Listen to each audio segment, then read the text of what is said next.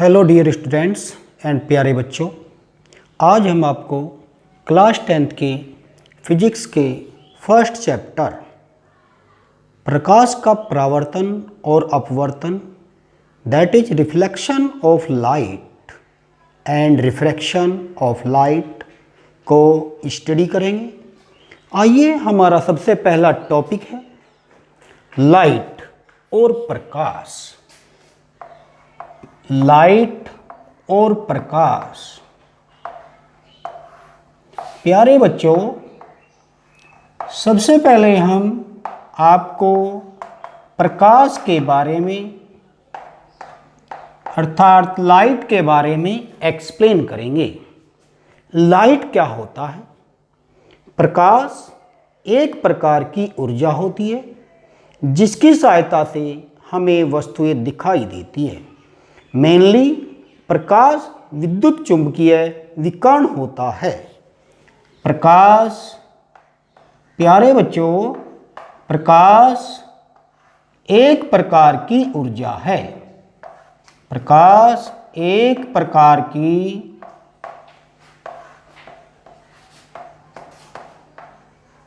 ऊर्जा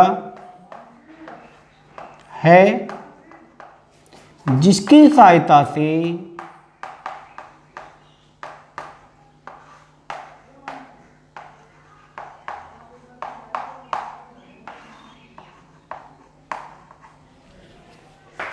हमें वस्तुएं दिखाई देती है।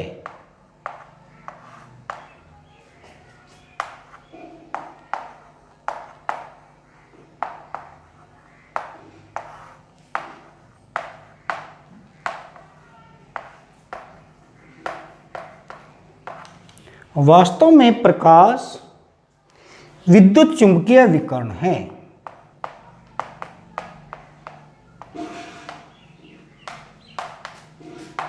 वास्तव में प्रकाश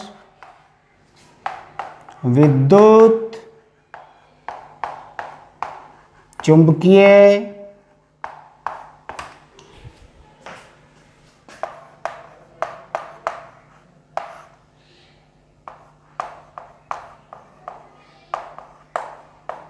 विकिरण है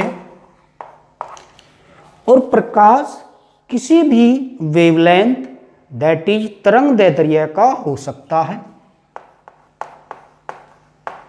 प्रकाश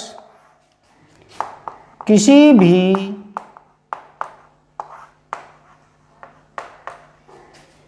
तरंगदैर्ध्य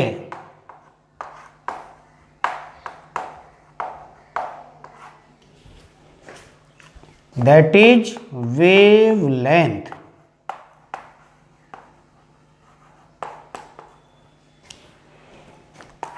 का हो सकता है।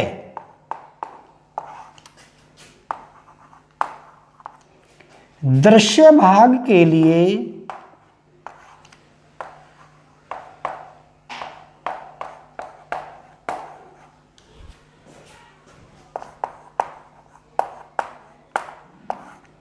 इसकी तरंगदैर्ध्य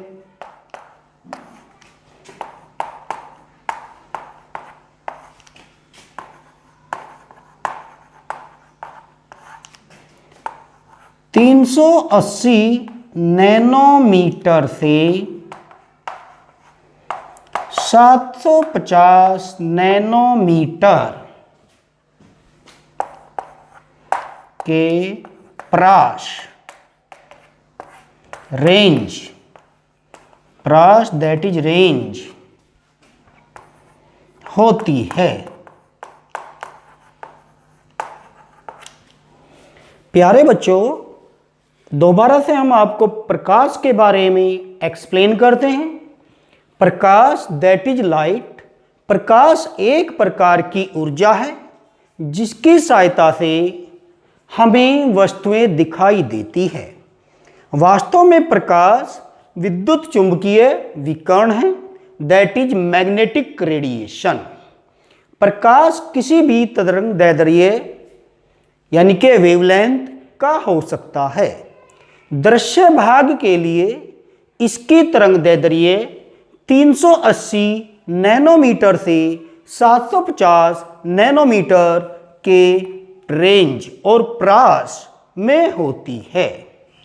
प्यारे बच्चों, अब हमारा नेक्स्ट टॉपिक है दर्पण, दैट इज मिरर। दर्पण और मिरर।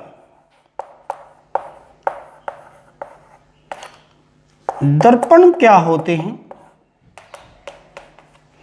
एक हाईली पॉलिश्ड ग्लास, एक ग्लास ट्रांसपेरेंट दैट इज पारदर्शक ग्लास, जिसको एक और सिल्वर क्लोराइड की पॉलिश कर दी जाती है और बाद में उस पर आयरन ऑक्साइड का पेंट कर दिया जाता है, दर्पण कहलाता है। प्यारे बच्चों, दर्पण जो होता है पारदर्शक कांच को एक और पॉलिश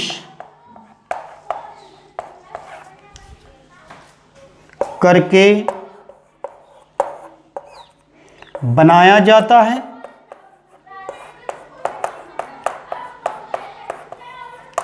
जब एक पारदर्शक कांच को सिल्वर क्लोराइड की पॉलिश कर दी जाती है, बाद में उसके ऊपर आयरन ऑक्साइड की कोटिंग की जाती है, तो वह किसी भी प्रकाश की किरण को परावर्तित कर देता है, तो इसे हम दर्पण और मिरर कहते हैं।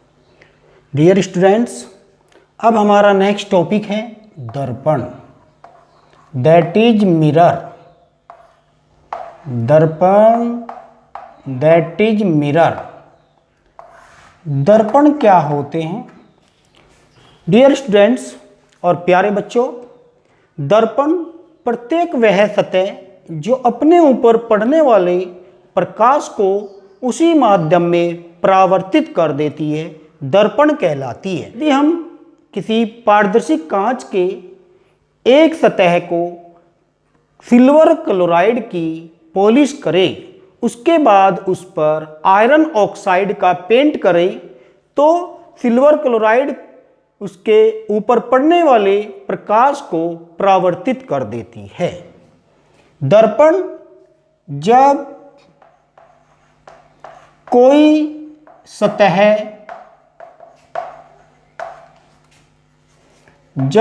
कोई सतह अपने ऊपर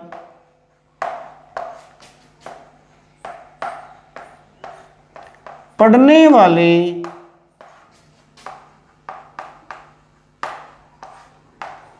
प्रकाश को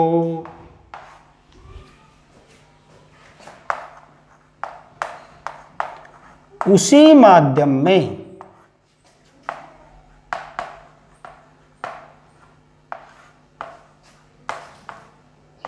परावर्तित कर देती है,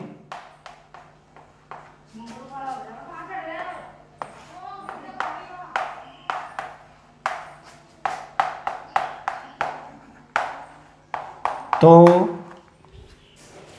इसे दर्पण कहते हैं।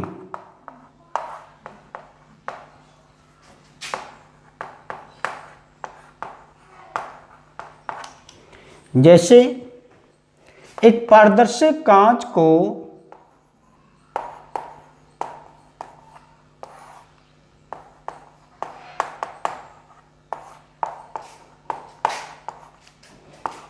एक सतह पर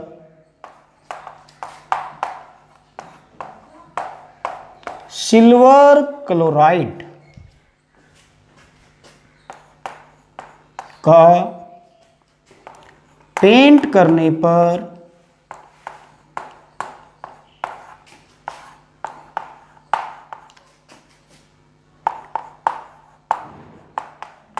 पेंट करने के पश्चात उस पर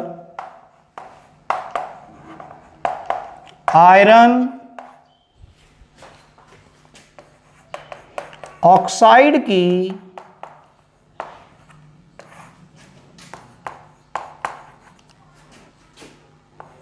कोटिंग करने पर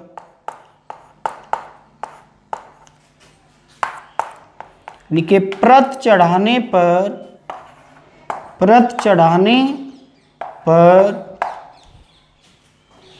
दर्पण प्राप्त होता है या दर्पण बनता है।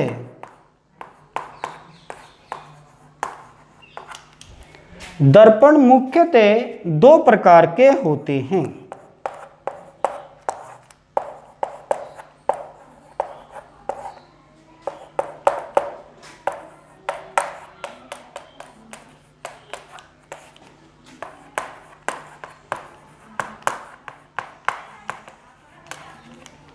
फर्स्ट, समतल दर्पण।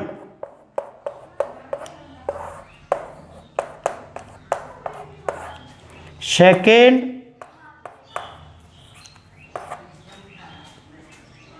गोलीय दर्पण।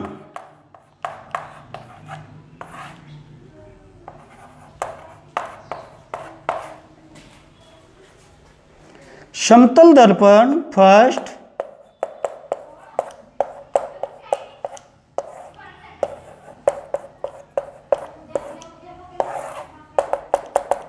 जब किसी ग्लास और कांच की शीट, प्लेन शीट को एक और सिल्वर क्लोराइड का पेंट कर दिया जाता है और उस पर आयरन ऑक्साइड की परत चढ़ा दी जाती है, तो हमारे पास प्लेन और समतल दर्पण प्राप्त होता है।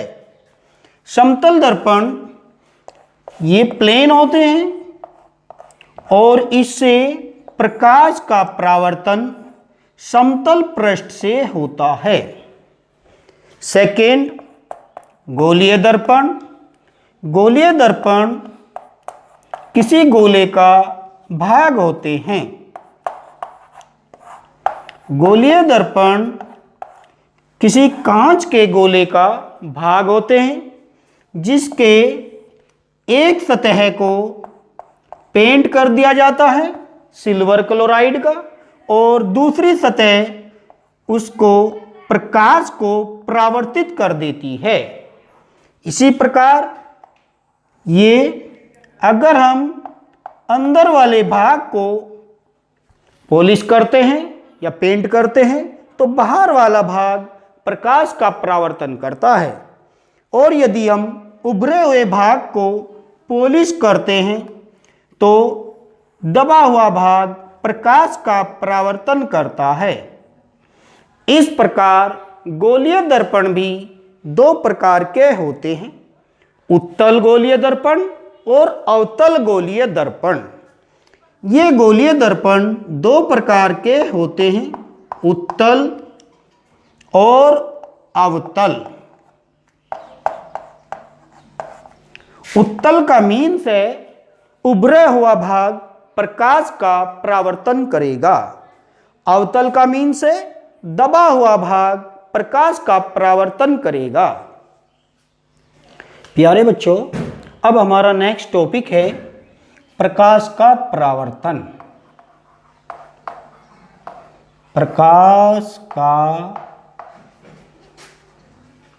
प्रकाश का परावर्तन,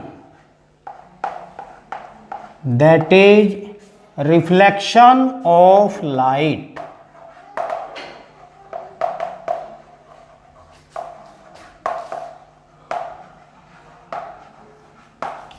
रिफ्लेक्शन ऑफ लाइट क्या होता है? ध्यान दीजिए बेटा, ये है हमारे पास कोई मिरर, इस पर हमने कोई लाइट रे को स्ट्राइक किया।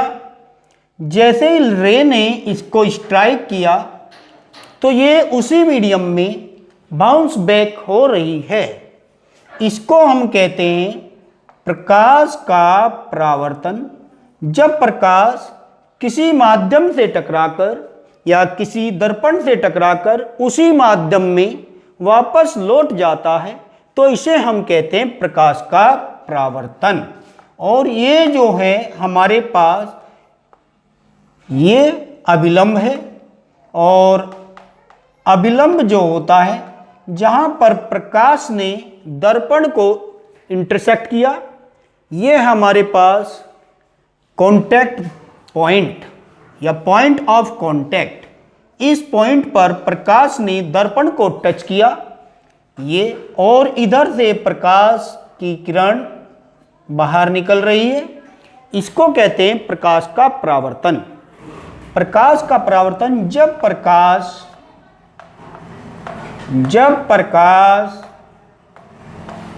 किसी दर्पण से या वस्तु से टकराकर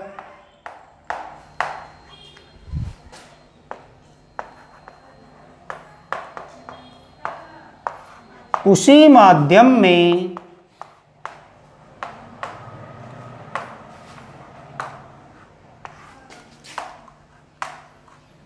वापस लौट जाता है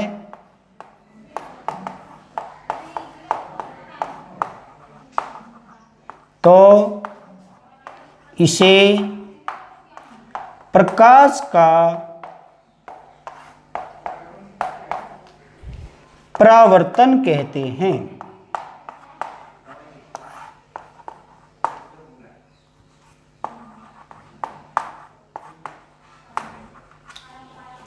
जब प्रकाश किसी दर्पण या वस्तु से टकराकर उसी माध्यम में वापस लौट जाता है, इसे हम प्रकाश का परावर्तन कहते हैं।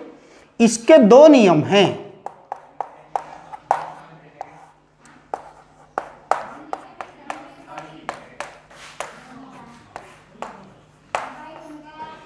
पहला नियम, ये किरण आ रही है तो इस किरण को हम कहते हैं आपतित किरण और इंसिडेंट रे। आपतित किरण, ये किरण दूसरे माध्यम में वापस लौट रही है, इसको कहते हैं हम परावर्तित किरण।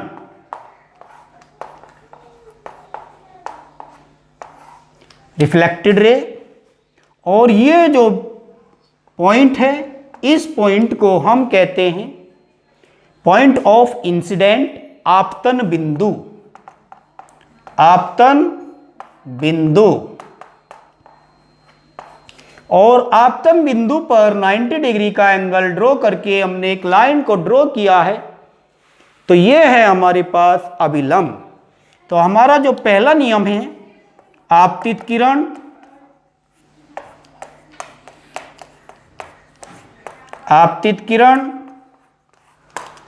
कॉमा परावर्तित किरण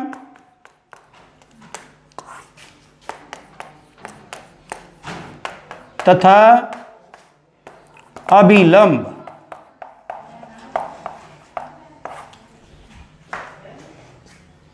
तीनों एक ही तल में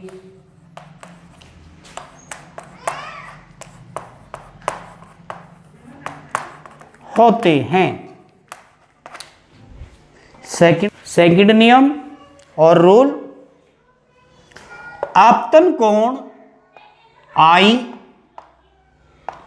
आपतन कोण आई का मान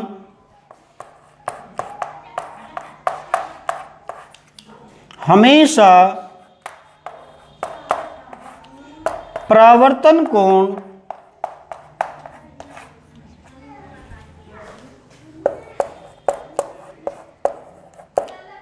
आर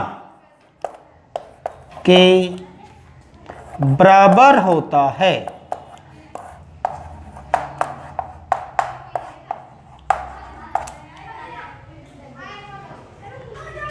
दोबारा, आपतित किरण कॉमा परावर्तित किरण तथा अभिलंब तीनों एक ही तल में होते हैं। आपतन कोण आई का मान हमेशा परावर्तन कोण आर के मान के बराबर होता है। इसी को परावर्तन के नियम कहते हैं। प्यारे बच्चों, अब हम आपको दर्पण के फोकस, द्वारक और वक्रता, त्रिज्या तथा फोकस दूरी के बारे में एक्सप्लेन करते हैं, समझाते हैं। दर्पण के द्वारक, फोकस, ध्रुव, फोकस दूरी,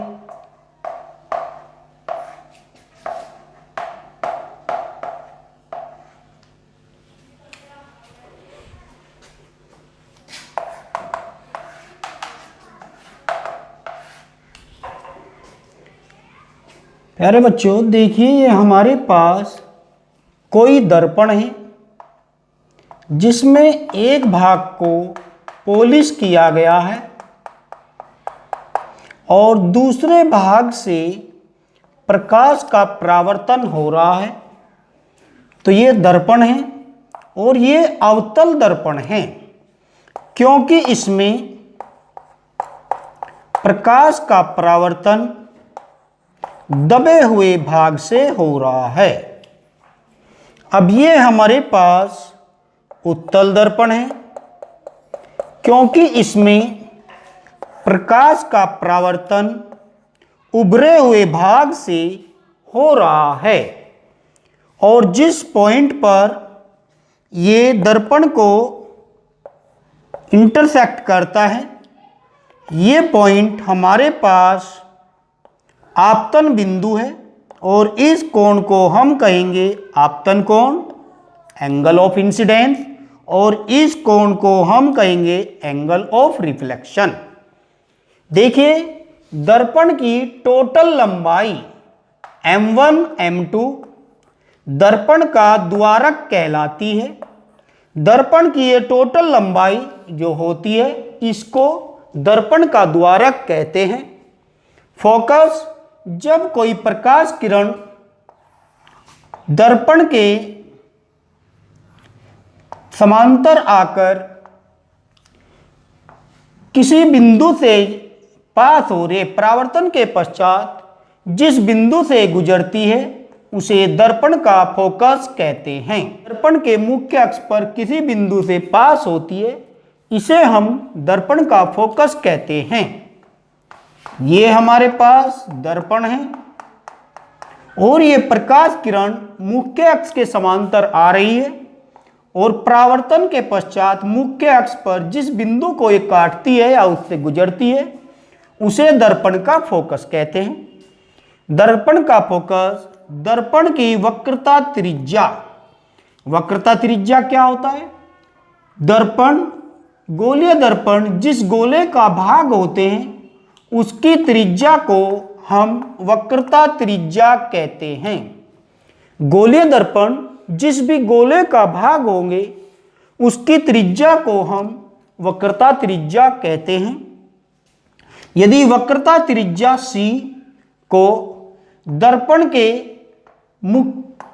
अर्ध बिंदु, दर्पण के मध्य बिंदु से मिला दे तो ये दर्पण का मुख्य अक्ष बनता है और मध्य बिंदु को हम कहते हैं ध्रुव, दर्पण का ध्रुव। ये दर्पण का ध्रुव है और ये दर्पण का फोकस है और ये हमारे पास वक्रता त्रिज्या है। C को हम कहते हैं वक्रता त्रिज्या। अब फोकस दूरी, दर्पण के फोकस को ध्रुव तक की दूरी को हम दर्पण की फोकस दूरी कहते हैं। दर्पण के फोकस से ध्रुव के बीच की दूरी को हम दर्पण की फोकस दूरी कहते हैं। ये हमारे पास कोई उत्तल दर्पण है और इसके अंदर वाले भाग को पॉलिश किया गया है और परावर्तन जो होगा उभरे हुए भाग से होगा। ये कोई प्रकाश किरण दर्पण के मुख्य अक्ष के समांतर आ रही है और ये इसका वक्रता केंद्र है और ये इसका फोकस है F। जब ये दर्पण के मुख्य अक्ष के समांतर आ रही है तो ये परावर्तन के पश्चात ऐसा मालूम होता है कि ये फोकस से गुजर रही है या फोकस से निकल के आ रही है। इस बिंदु को हम कहते हैं दर्पण का मुख्य अक्ष। ये दर्पण का मुख्य अक्ष है, मुख्य फोकस। इस बिंदु को हम कहते हैं दर्पण का मुख्य फोकस। ओके डियर स्टूडेंट्स, यदि आपको हमारी यह वीडियो पसंद आई हो तो आप वीडियो को लाइक करें और यदि आप हमारे चैनल पर नए हैं तो चैनल को सब्सक्राइब कर बेल आइकन को प्रेस करें, जिससे कि आपको हमारी वीडियो समय पर प्राप्त हो सके। Thanks for watching. Have a nice day.